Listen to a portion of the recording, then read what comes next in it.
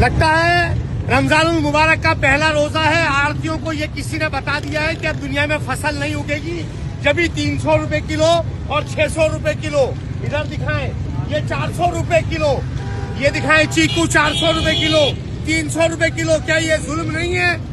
ला इलाहा इल्लल्लाह वहदहू ला शरीक लहू अहदन समदन लम यलिद वलम यूलद वलम यकुल लहू कुफुवन अहद। जिसने ये दुआ कल पढ़ी थी उसको 20 लाख अल्लाह ने नेकियां दी थी, और आज जिसने ये पढ़ी है अल्लाह ने उसको 14 करोड़ नेकियां दी है।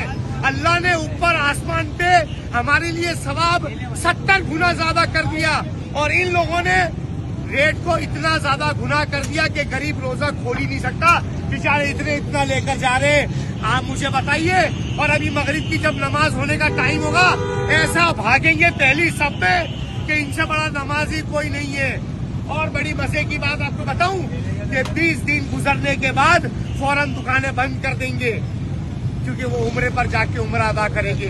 कुछ खुदा का खौफ करो, कुछ खुदा का खौफ करो। आड़तियों से और सप्लायरों से गुजारिश है कि ये देखें, बेचारे ये तो गरीब हैं, इनको जितना महंगा मिलेगा उतना महंगा बेचेंगे, लेकिन ये सारा कसूर आड़तियों का है। आवाम से गुजारिश है बाइकआउट कर दें। ये भाई बाइकआउट करने के लिए आया है, मजबूरन 6 केले लेके जा रहा है। घर के अंदर 16 लोगों की फैमिली है, सिर्फ 6 केले लेके जा रहा है। इतने महंगे कर दिए।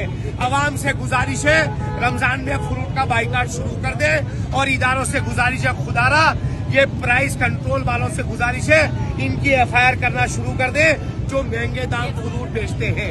जज़ाकल्लाह।